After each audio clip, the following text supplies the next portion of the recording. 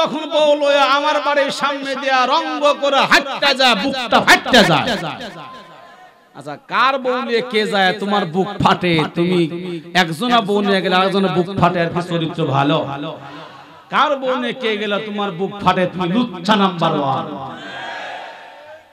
এই আপা সংসদে দাঁড়িয়ে স্পিকারে বলছে, মাননীয় স্পিকার, তাফসীর মাহফিলে আলেম ওলামারা আমাদের বাউলদের বিরুদ্ধে বলতেছে আমরা এখন বাউল হারায় যাওয়ার পথে।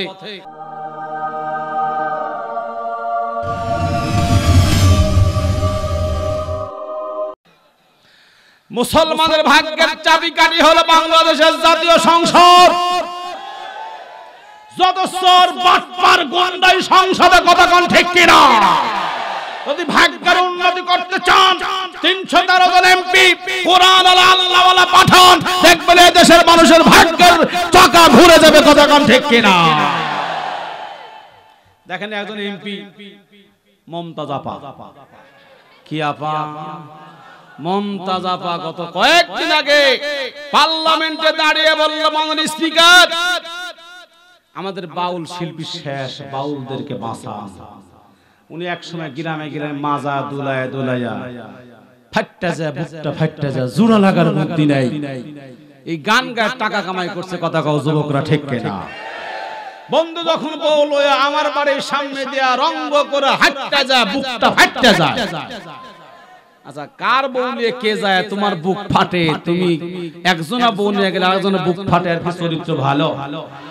কার বউ নিয়ে কে গেলে তোমার বুক ফাটে, তুমি লুচ্ছা নাম্বার 1।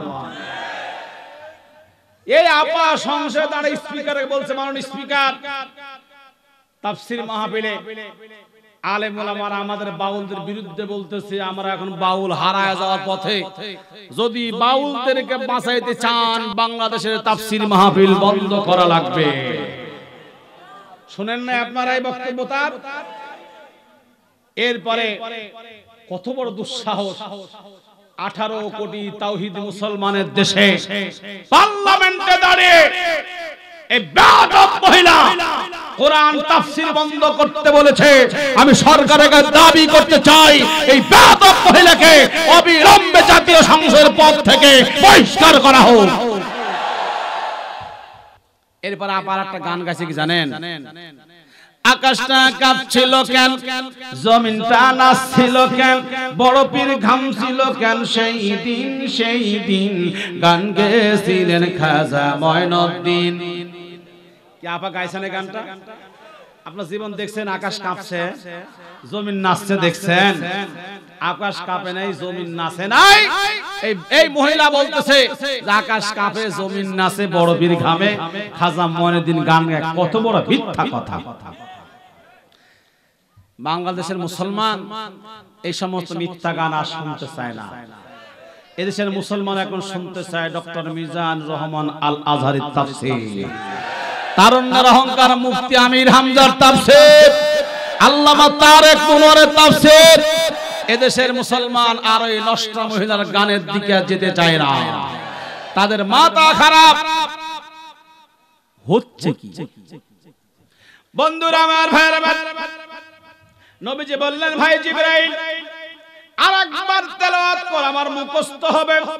জিবরাইল দ্বিতীয়বার আবার যখন তেলাওয়াত করলেন, নবীজি বললেন, ভাই জিবরাইল আমার মুখস্থ হয়ে গেছে, সুবহানাল্লাহ বলেন।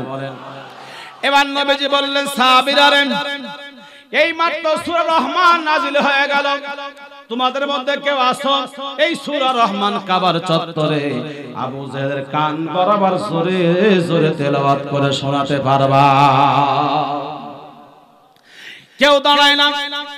ইবনে মাসউদ ছোট্ট একটা সাহাবী দাঁড়ায় গেল, হুজুর আমি পারবো। নবীজি বললেন, তুই বসো।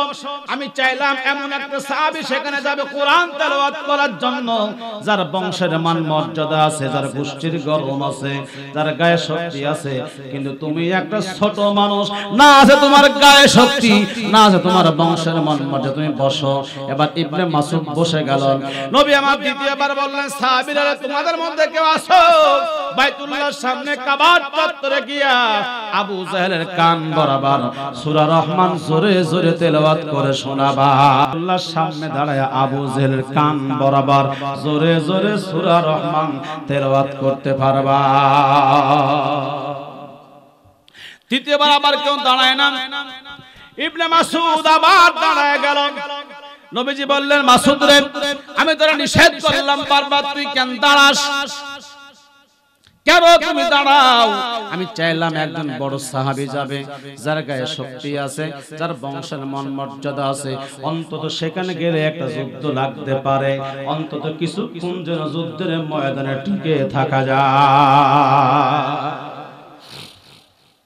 তিনবার যখন ইবনে মাসউদ দাঁড়ায় গেল, নবীজি বললেন, মাসউদ রে, তিনবার যখন তুই দাঁড়ায় গেলি, আমি নবী তোরেই মঞ্জুরি দিয়ে দিলাম।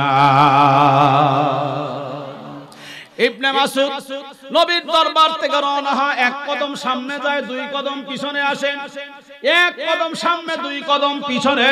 নবীজি বললেন, মাসউদ রে, আমি তোরে আগে বলছিলাম তুই যেতে পারবি না, তুই কেন গেলি? তোকে নিষেধ করলাম যাস না। নবী তাকায় দেখে মাসউদের চোখ দিয়া দর দর করে পানি পড়তেছে। নবীজি বলে, মাসউদ রে, আমি তোরে বললাম তুই যাস না, তুই কেন দাঁড়াইলি? মাসউদ বলে, নবী গো, আমি আপনাকে কেন যেতে চেয়েছিলাম, কোরআন তেলাওয়াত করব কাবার চত্বরে। হয়তো নবী আপনি চিন্তা করছেন আমি একবার সামনে একবার পিছনে যাই, আমার চোখ দিয়ে দরদর করে পানি পড়ে। নবী ভয়ে, না নবী না, আমার কোনো ভয় নাই, কোনো চিন্তা নাই, কিন্তু একটা কারণ আছে নবী গো, আপনাকে প্রাণ দিয়া ভালোবাসি, মন দিয়া ভালোবাসি, জান দিয়া ভালোবাসি নবী। আমি জানি আজকে বাইতুল্লাহ কোরআন তেলাওয়াত করতে গেলে আমার জীবনটা চলে যেতে পারে। নবী গো, জীবনে আপনার সঙ্গে কোনোদিন দেখা হবে কি হবে না, এই গ্যারান্টি আমি ইবনে মাসউদের নাই, অনিশ্চিত হয়ে যাচ্ছে গো নবী। বাইতুল্লাহতে কোরআন তেলাওয়াত করতে গেলে আবু জাহেল আমাকে মেরেও ফেলতে পারে। নবী যাবার আগে আপনার নূরানি চেহারাখানা কান ভরে একবার দেখে যেতে চাই। নবীজি বলে, মাসউদ রে, তোর যে আমার বড় মায়া হয়, তুই আমার ছোট সাহাবী, বাইতুল্লাহ সামনে গেলে আবু জাহেল তোকে মেরে ফেলতে পারে। আমি আপনাদের নিকট জানতে চাই, বাইতুল্লাহ সামনে ইবনে মাসউদ কোরআন তেলাওয়াত করবে, ও কি চুরি করেছে, ডাকাতি করেছে? আমরা এখানে যা বলতেছি চুরি করার কথা বলতেছি। এক নম্বরে ফেনী সোনাগাজীতে নুসরাত হত্যা মামলার আসামি সিরাজউদ্দৌলা, তার নাম শুনেছেন আপনারা? সিরাজউদ্দৌলা আলেম মানুষ, এই আলেম মানে জালেম। এদেশের বহু আলেম আছে ধর্ম নিরপেক্ষ মতবাদ মানে, এদেশের বহু আলেম আছে সেকুলারিজম মানে, এদেশের বহু আলেম আছে যারা ইসলামী আন্দোলন থেকে অন্য দল করে ঘুরে বেড়ায়। এই সিরাজউদ্দৌলা যেদিন আল্লামা দেলোয়ার হোসেন সাঈদীর ফাঁসির রায় হয়, কে বা কাকে খুশি করার জন্য তিনি 1000 কেজি মিষ্টি বিতরণ করেছিলেন। যেদিন তার ফাঁসির রায় হয় নুসরাত হত্যার দায়ে, সেদিন তিনি কাঠগোলায় দাঁড়িয়ে হু হু হু করে কাঁদতেছিলেন, দেখছিলেন আপনারা? তার ফাঁসির রায়ের পরে এই সোনাগাজীবাসী নিজের টাকা দিয়া মিষ্টি বিতরণ করে খেয়েছিলেন। দুনিয়ার বিচার কে করলেন? টাটকা বিচার। আখিরাতে কি বিচার করবেন আল্লাহই ভালো জানে, ঠিক না? আরো দুইটা একটু পরে বলি। বন্ধুরা আমার, ভাইরা আমার, এবারে কাফের বলে পচ্ছাদকা মুহাম্মদ যা বলে সত্য বলে, জীবনে কোনোদিন মিথ্যা কথা বলে নাই। এবার ওলিদ চলে গেল আবু জাহেলের দরবার নেতাজি, এখন আমরা কি করব? আবু জাহেল বলে, তোর কোনো চিন্তা নেই, যা করার আমি করব। মুহাম্মদ মক্কা একটা সন্ত্রাসী ক্রিমিনাল, আমার একটা বন্ধু আছে বিদেশি বন্ধু, যার নাম হলো হাবিব ইবনে মালিক, আমি তাকে ডাকবো বিচার করার জন্য। মুহাম্মাদের বিচার আমরা করতে পারতেছি না, তাকে দিয়ে বিচার করাবো। আবু জাহেল একটা চিঠি লিখলো দস্তরে, হাবিব ইবনে মালিক তুমি আমাদের বন্ধু, একটু মক্কায় এসো। মক্কায় একটা ক্রিমিনাল যার নাম হলো মুহাম্মদ, আমরা তার একটু বিচার করতে চাই। হাবিব ইবনে মালিক কিতাবের মধ্যে লেখে 22,000 সৈন্য, কোন কিতাবে লেখে 11,000 সৈন্য। 11 হোক আর 22 হোক, যেটাই হোক না কেন, আমরা 11,000 11,000 টাকা ধরলাম। 11,000 সৈন্য নিয়ে যখন মক্কায় অবতরণ করলেন, মক্কায় অবতরণ করার পরে এবার আবু জাহেল দুইটা সিংহাসন বানালেন, একটা রূপার আর একটা স্বর্ণের। আবু জাহেলের চিন্তা হলো স্বর্ণের চেয়ারে হাবিব বিন মালিক বসবে, রূপার চেয়ারে আবু জাহেল বসবে। এই নিয়তে দুইটা চেয়ার বানিয়েছে। এবার হাবিব বিন মালিক যখন মক্কা অবতরণ করলেন, মক্কায় আসলেন, এবার দুইটা সিংহাসনের ভিতরে আবু জাহেল বসলেন রূপার চেয়ারে, আর হাবিব বিন মালিক বসলেন সোনার চেয়ারে। এবার বললেন মুহাম্মদকে কোথায় পাওয়া যায়? বলে মুহাম্মদ কাবার চত্বরে থাকে। ও বন্ধু নবী আমার বলেন মুমিনদেরকে 3 জায়গায় পাওয়া যাবে। যারা বলেন কয় জায়গা? কাদেরকে? মুমিনদেরকে 1 নাম্বার মসজিদে, 2 নম্বরে কর্মস্থলে, 3 নম্বরে বলবো বাড়িতে। 3 নম্বরে কোথায়? 1 নাম্বার মসজিদে, 2 নম্বরে কর্মস্থলে, 3 নম্বরে বাড়িতে। এটা হলো মুমিনের একটা গুণ। এবার বলে শুনুন, মুহাম্মদ কাবার চত্বরে থাকে। মুহাম্মাদের কাবার চত্বরে যাইয়া দেখে নবী আমার সাহাবাদের নিয়ে কথা বলতেছে। আবু জাহেলের 2টি স্বর্ণ চামচা হাবিব বিন মালিকের সঙ্গে তারা বলে চলো মুহাম্মদ, আমাদের নেতা তোমাকে ডাকতেছে। নবী আমার দাঁড়ালেন। আবু বকর বলে নবী গো, আমার মনে হয় একবার আবু জাহেল আমাকে দিয়ে আপনাকে হত্যার চক্রান্ত করেছিলেন। আজকে নতুন কোন ষড়যন্ত্র জাল বুনেছেন আবু জাহেল আপনাকে মারার জন্য। যাওয়ার কোনো দরকার নাই। আল্লাহর নবী ডাক দিয়ে বলে হাবিবি আয়েশাবিরা, তোমরা চিন্তা করো না, লা তাহজান ইন্নাল্লাহা মা'ানা, আমার সাথে আমার আল্লাহ আছে। তোমরা ভয় পেও না, আমার সাথে কে আছে?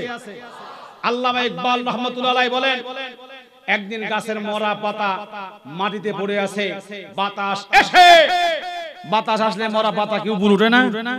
ওঠে না? বাতাস এসে মরা পাতা উপরে উঠতেছে। আল্লামা ইকবাল বলেন গাছের মরা পাতা, বাতাস দেখে ভয় পেও না, এই বাতাস এসেছে তোমাকে মাটি থেকে উপরে উঠাবার জন্য।